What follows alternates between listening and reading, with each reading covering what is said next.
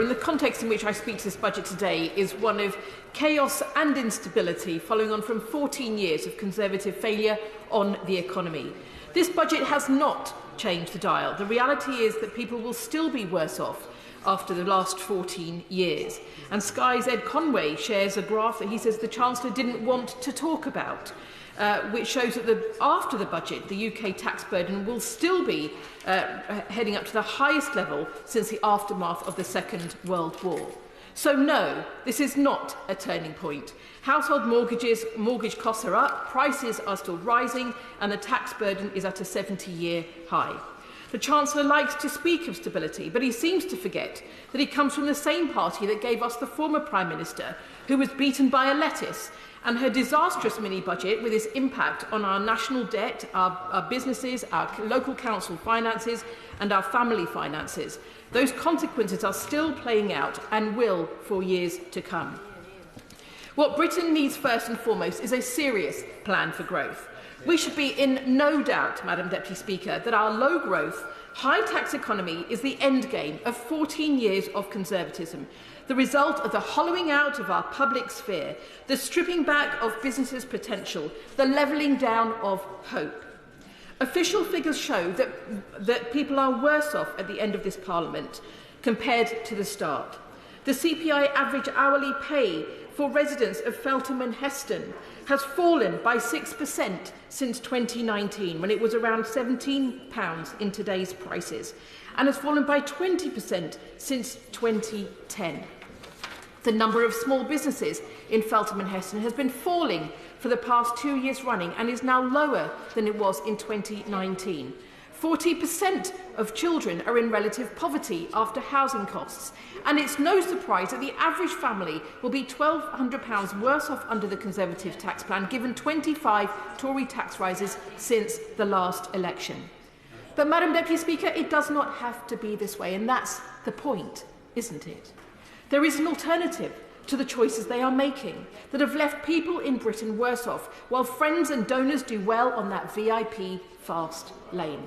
Labour has a plan for growth. Growth which leads to businesses thriving, public services stronger, more money in ordinary people's pockets, and good, secure jobs, and an end to people and businesses paying more and getting less. A plan for stability and growth that commands national and international confidence and makes Britain the best place to invest and to start and grow a business, where we become leaders in the green economy of the future, creating opportunity for all. Under Labour, you will have stable and competent political leadership and stable and competent stewardship of the economy, the strengthening of our economic institutions like the Bank of England, the OBR and our new Industrial Strategy Council. How you do politics and how you govern really matters. But under the Tories, business investment has been lagging for years, and today's budget brings more sticking plaster politics and nothing on the support for the cooperative sector and growth. But let me say a few words about skills, because we cannot grow our economy without investing in our people.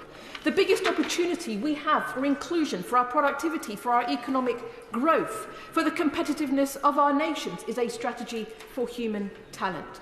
A BCG report a few years ago highlighted how human capital is under intense pressure worldwide as powerful forces, globalisation, demographic and regional shifts, digitisation, gain momentum. So nation states need a national plan.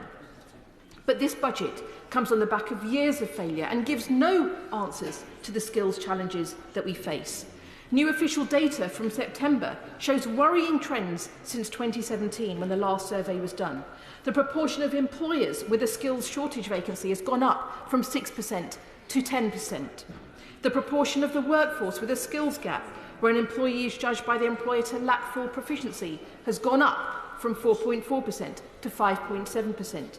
The proportion of employers who had provided training for their staff has fallen from 66% to 60%. And meanwhile, the number of apprenticeship starts has plummeted under the Tories by over 200,000 since 2017, with more than £3 billion of the apprenticeship levy unspent since 2019. Apprenticeship starts in the West Midlands, where I recently visited Southend City College in Birmingham with our superb West Midlands mayoral candidate, Richard Parker.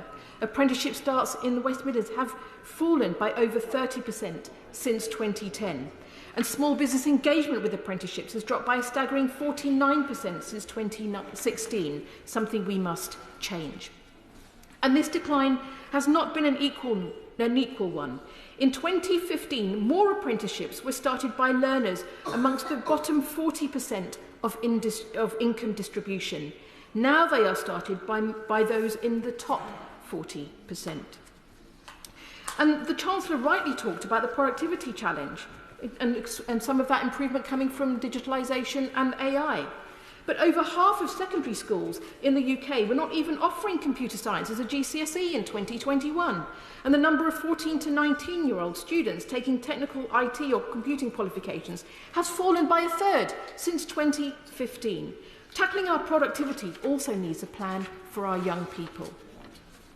Under a Labour government, Britain's skills plans will be led by a new National Skills Task Force, Skills England, working alongside our industrial strategy, which brings together businesses, training providers and unions to meet the skills needs of the next decade across all of our regions. We'll recruit over 1,000 new careers advisors for our schools and colleges, deliver 2 weeks of work experience for every young person so that young people know the pathways that are available to them.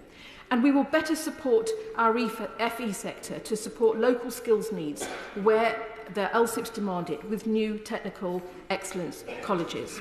And we will transform the apprenticeship levy to bring more flexibility with up to 50% of the levy spent on courses more flexibly as businesses have called for. Business including the Tesco, the Co-op, the BRC, the Tech UK, City and Guilds, the British Chamber of Commerce, Superdrug, the CIBD and many others. So let me conclude with this, that Britain needs a change and that it is only a changed Labour Party that will deliver it, with a costed plan for all our policies that will drive the change we need in our economy, our NHS, our public services and our communities.